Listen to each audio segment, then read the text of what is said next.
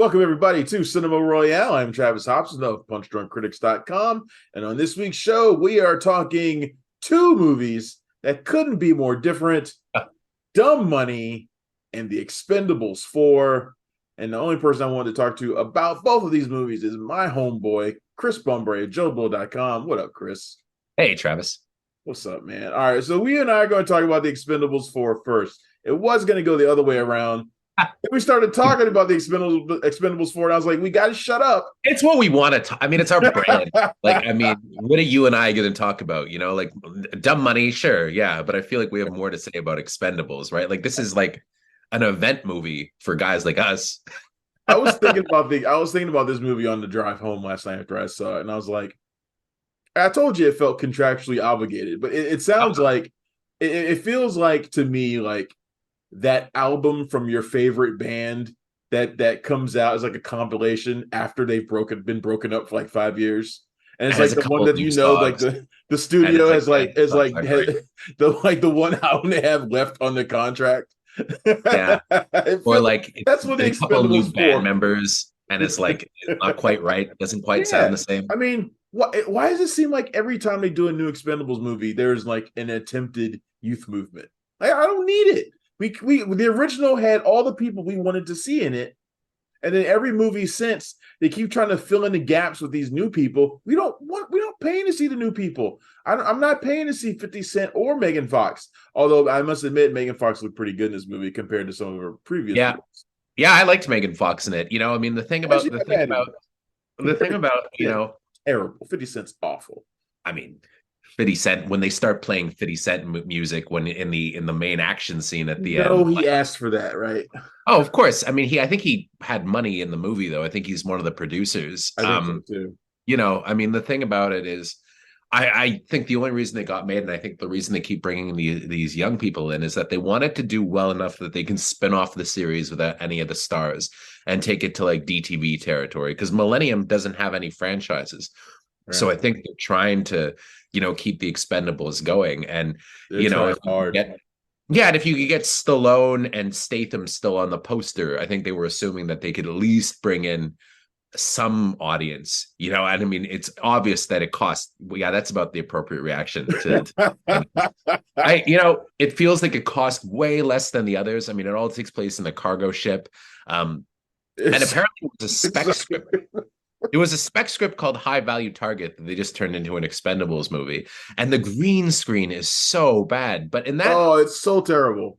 But in that regard, I almost kind of liked it because it was like a canon movie from the 80s. It wasn't American Ninja 1 or American Ninja 2, but it was like American Ninja 3, where it's like, it's not good. If I thought that was the movie they were trying to make, I would appreciate it more. Yeah. But I don't. I don't think that was the movie they were trying to make. They thought they were making something better than what they gave us. Yeah, for sure. I mean, that's the tragedy of the movie. I think they were trying to really reinvigorate the franchise, and pass the baton to Jason Statham, but I can't imagine they'll ever get him to do another one of these movies. This was basically a Jason Statham solo movie, right? Like you don't even really need the other Expendables in this, except for they do nothing. They just stand in a room while he rescues them. They don't do anything. It's like he just proved the case that he doesn't need the other Expendables. Like there's a whole sequence where he defeats the entire all the bad guys by himself. Yeah, while they're captive. It's his movie, and Fox is the love interest, and Tony Jaa is the sidekick. The guys, Lundgren and Couture, have nothing to do in this movie. And then there's the other chick that's in it. There's the other chick that's in it that barely has any dialogue. And Stallone, I mean, let's let the cat out of the bag here, guys. He's in it for like 5 fucking minutes. Yeah. I mean, he clearly doesn't want to be there either. Like this is contractually obligated. This is like, okay, well, I guess one of those minutes he's in a plane cockpit. So I mean, he's just not. Yeah, he was probably on set for 2 days. Like really, that was probably about it. Yeah, this is. And another thing that really pisses me off about it is that it wastes Tony Jaa and Iko Uwais. I'm glad to the greatest screen combatants of all time. It totally wastes him. Tony Jaa has a little bit more to do. Like at least he gets like a series of pretty decent fights, but Eco, man, as the villain of the piece.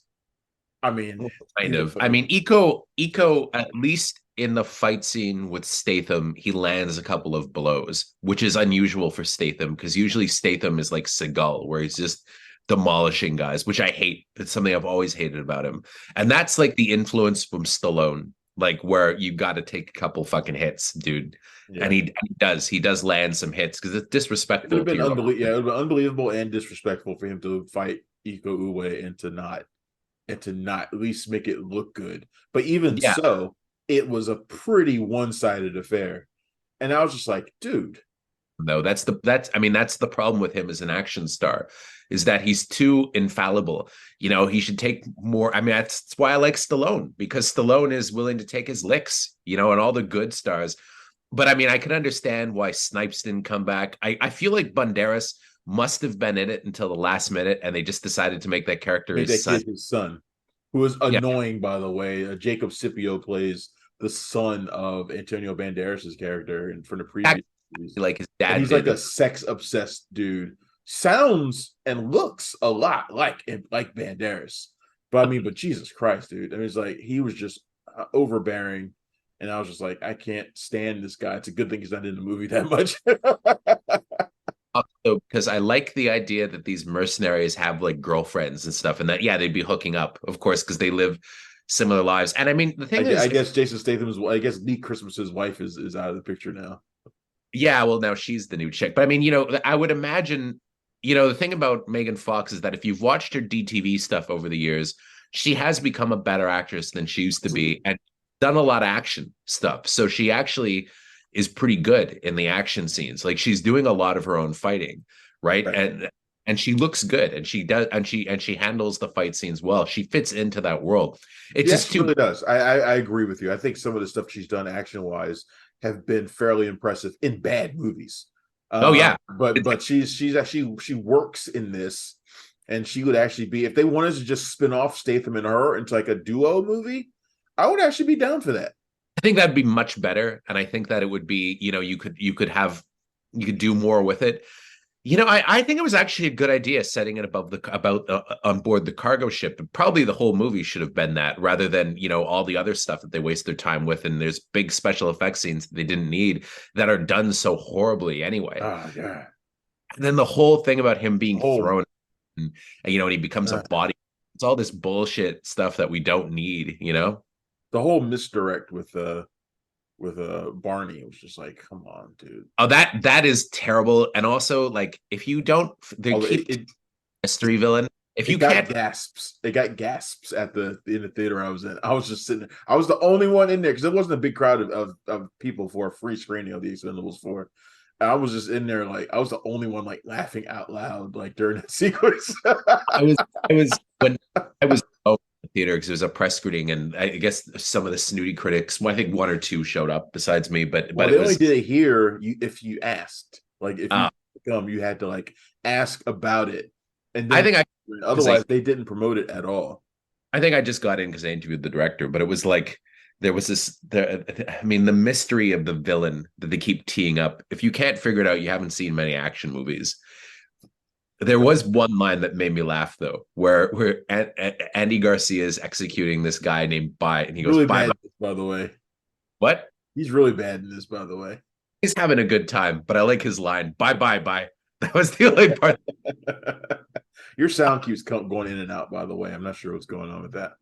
Can you hear me? Yeah, I couldn't. Did you hear what I said? Yeah, your sound keeps going in and out. Andy Garcia was bad.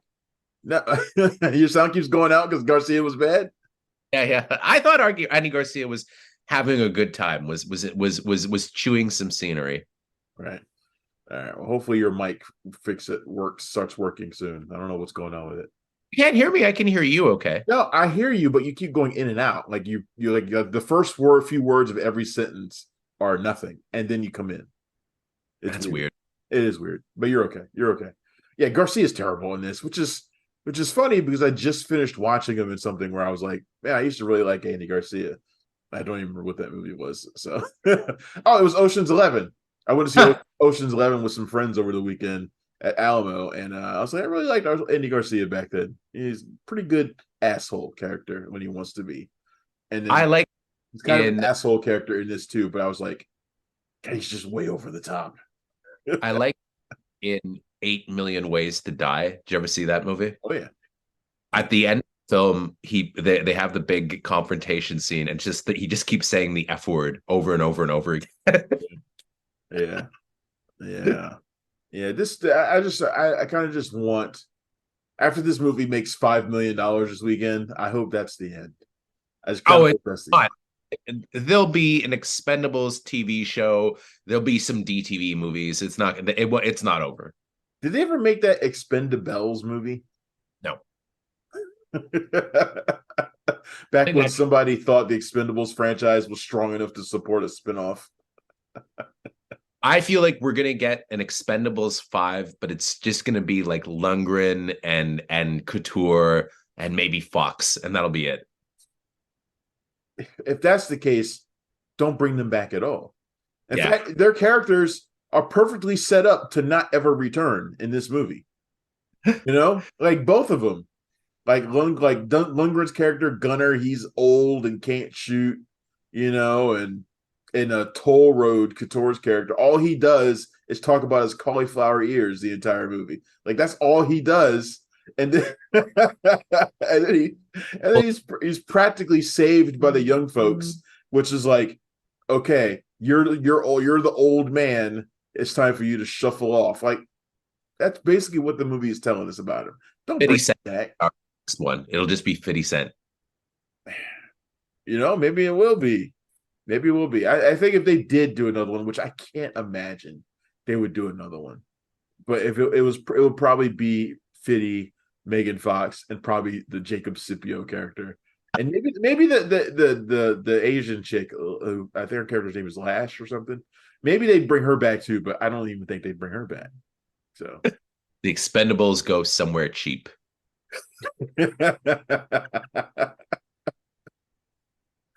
I mean, they haven't done Vegas yet, right? I mean, isn't that what every sequel at some point needs to have like a Vegas movie?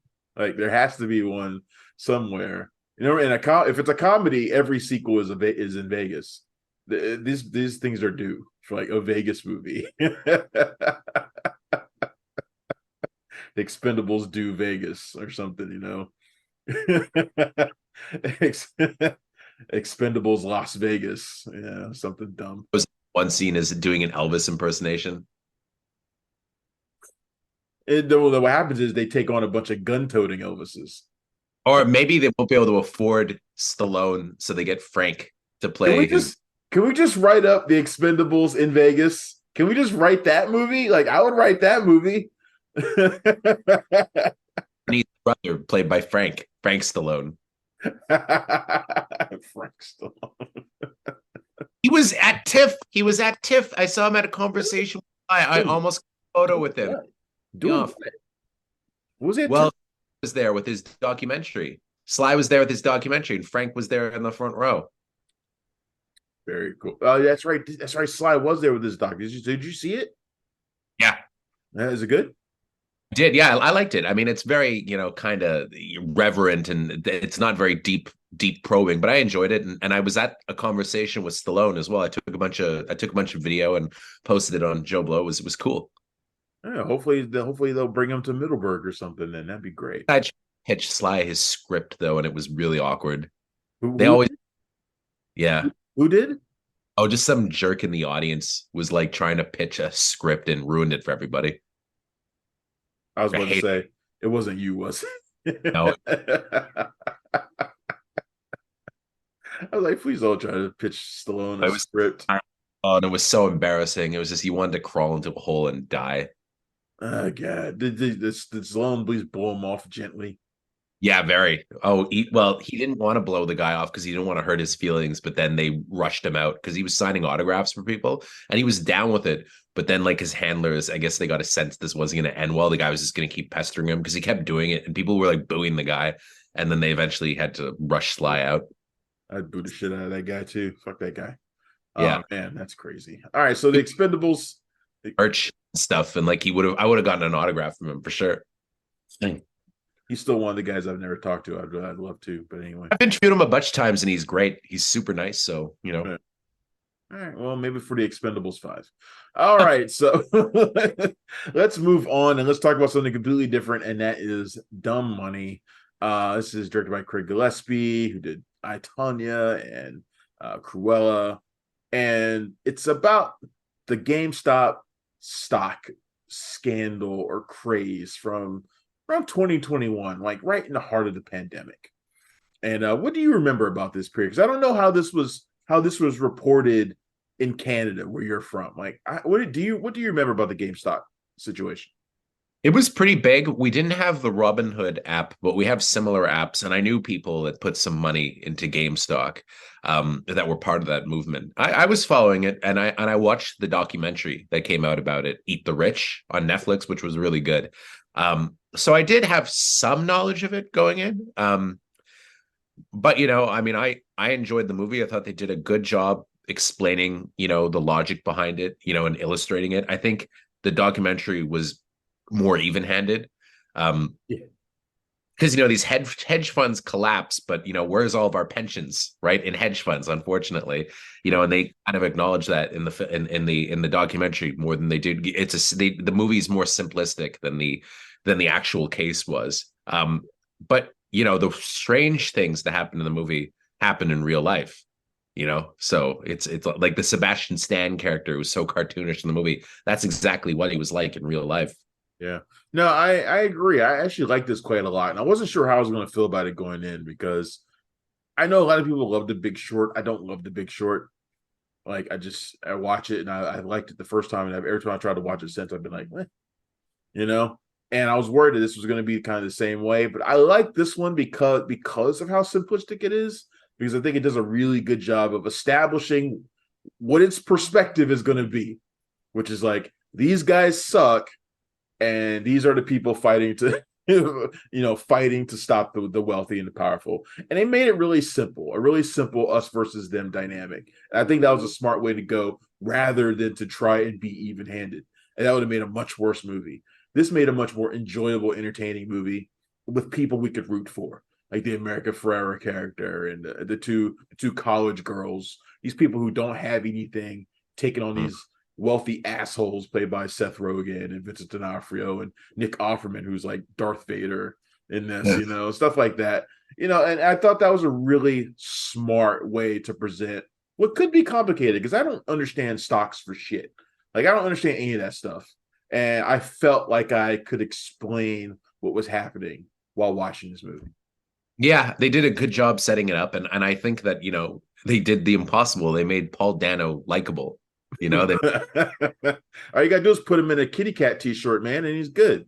I thought he was great in it as kind of the everyman, and Rogan was a complete asshole. And I did enjoy the movie quite a bit. I interviewed Gillespie actually not long afterwards at TIFF, and I like his stuff. I think he does good, fast-paced kind of docudramas. And was it all Lars and the real girls conversation? Like, that's what the interview was about? It wasn't about anything else, just Fright Night. It's about Fright. I love that Fright Night, by the way. Too, and he was surprised. He was like, "Oh, I thought everybody hated it," and I was like, "No, man, no. I actually like that one better than the original, and I like the original. Me too. I like the remake. I think Gillespie's remake is better. Me too. Yeah, it's really good. Yeah, this movie's fun, and Paul Dano's really nice in this. I even like Pete Davidson in this. I love almost anything. I like Davidson. He's annoying. He does a really good job of being annoying, because he's annoyed with him is because he sleeps with all of the hottest women in the world inexplicably. The guy looks like a golem, and I don't understand how. He must be super funny. It's like the same thing I used to say about Ben Stiller and Christine Taylor. He must wake up every day and tell her the funniest joke ever that will get her through the day. No, I think with him, it's like Seinfeld. Remember when Kramer had the Kavoka? Yeah. Inexplicable. Man.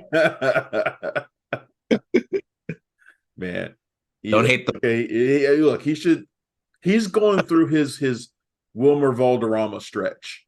He's going through that phase where women are just flocking to him, and you're just kind of like, I don't get it, but it's just happening. and then eventually that will level off. Eventually, it will level off. Pete Davidson Great. looks older, and he'll look even more like a troll.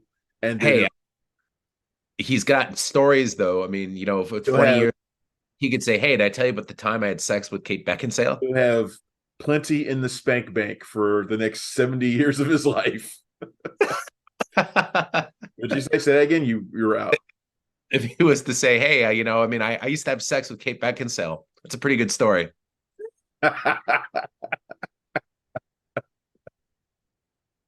The list he'll have, man, and Imagine it's him not watching it's not over. future kids. I slept with her. I slept with her. I slept with her. Yeah, yeah, yeah. He'll have stories forever. Lucky guy. Oh man, but yeah, this is a pretty good movie, and I'm curious to see what it'll do on an expanded platform coming up. So I was gonna go see it again last week, but it wasn't at the Alamo yet, and I think it expands either this week or next week.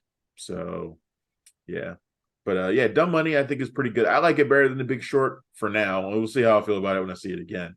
But I think your average person can go and see this and understand what the hell's going on and understand the dynamic, and I think that's a really smart way of doing things. So I think it's a pretty good movie. Anything else that you want to talk about that came out? Did you see Cassandra? I did. We saw it together. We saw it together in Sundance. That's Yeah. right. I saw a lot at TIFF, including a movie called Pool Man, which is probably one of the worst films I've ever seen. Okay, yeah, this thing about Pool Man, which is Chris Pine's directorial debut, getting a lot of chatter about how awful it is. There are articles being written about how awful it is. Uh, just tell me, how awful is it? Hard to explain. It's one of those movies where like 2 minutes in, you're like, oh God, is this going to be the whole movie? Like it's just shtick, and it's so hard to take. There were so many walkouts apparently at the premiere, which never happens at TIFF. And I mean, at the press screening, people were openly heckling it. What is Chris Pine doing through all this? Was he there? No, he didn't show up. He was Okay. because he's in it because he acts in it too, and thank God because it would have been a heartbreaking trip for him. Did somebody pick it up yet? No, I don't know he's gonna buy it. The thing is, Somebody will apparently buy somebody will, but it'll for like a song. Somebody apparently though it was shot on 35 millimeter and it was shipped in a 35 millimeter print to TIFF, and the projectors didn't work. it.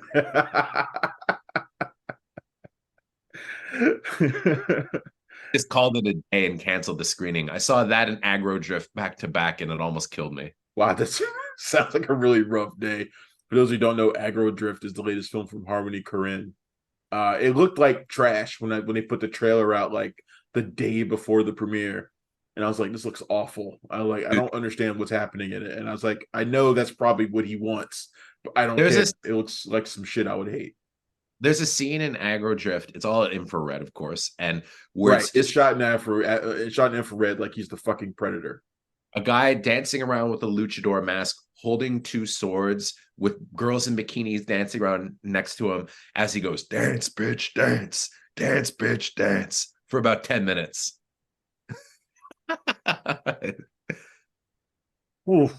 That's the movie. Is that better or worse than the 10-minute cake eating scene from A Ghost Story? No, I like that scene. This fucking scene's terrible too. All right, fine. No, it's I crazy hated though. that movie too. I preferred Aggro Drift to Pool Man. Yeah.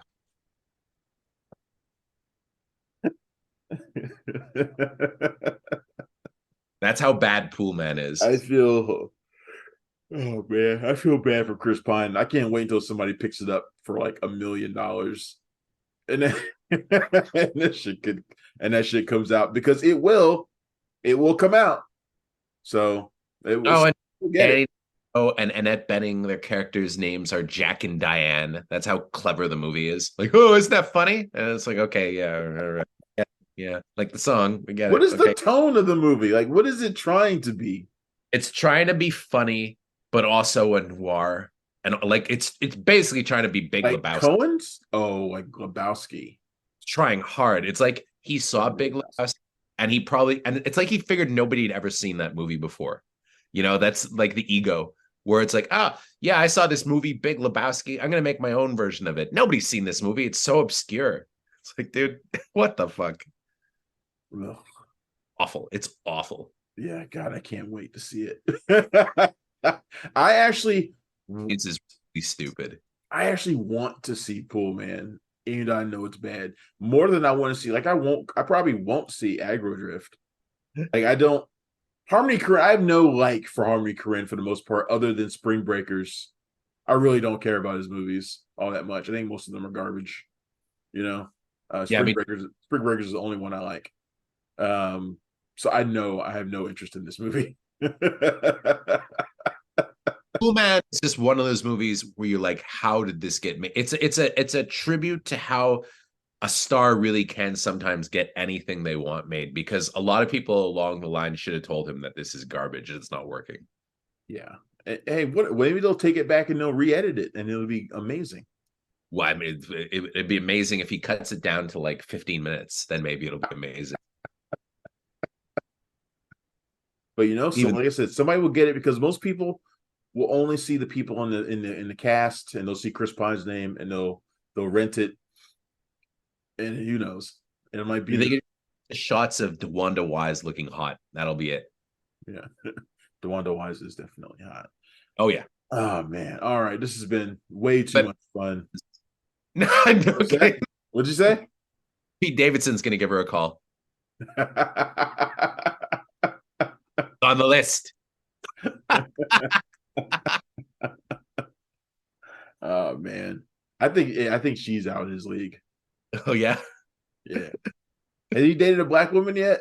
And this impressive roll call of women he's been with, like, has he dated a black one yet? Maybe. I would imagine. I'm sure there's probably been one. Statistically, I would imagine he must have. Statistically, yeah. Oh man, I'll just talk about Pete Davidson. All right, that is more than enough. All right, man. This has been a lot of fun. I know you got to run soon. So yeah, The Expendables is trash, but I mean, would you say it's the worst of the four? I think so. Is it worse than 3? 3's awful. Which one is 3?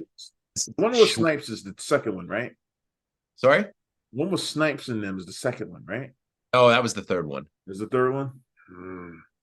The third one did have one great line, though. When the big action scene happens at the beginning, they break Snipes out and they go, "Hey, what were you in jail for?" And he goes, "Taxes." What was that was a great line. What was the one that Patrick Hughes directed? Was that 3? 3. I like that one. They were all decent in some ways, I guess. Like, I don't know. I think this is going to be one of the driving forces of my review later when I start writing it. I think The Expendables is the most disappointing franchise in terms of potential. Yeah, my lifetime. Like, I can't believe how these things never lived up to what they should have been. Like, none of them. Like, not even the first one. None of them have. It's incredible. That got the closest. Yeah. I would agree. None of them have ever measured up. To the excitement that I had before that first movie was through the goddamn roof. And I know you and I know knowing you, it was for you too. But it's just like none of them ever lived up to it. And now it's like, fuck. When I saw the first one, like, I liked it, but it was like a B movie, and it wasn't like I was expecting like a masterpiece, like a real action, like fucking movie. Yeah, it was. Me too. Wasn't.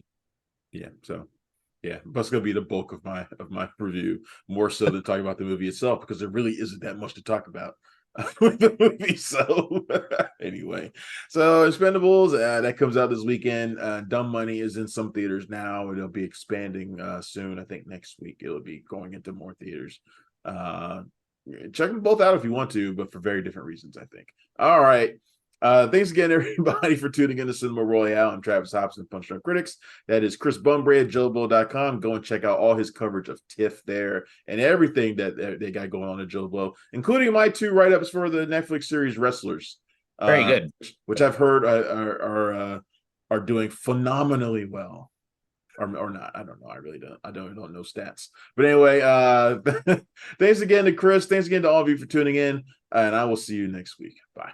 Thanks for checking out the show. If you like what we're laying down, please subscribe to our channel and click the bell to receive notifications for all of our latest stuff.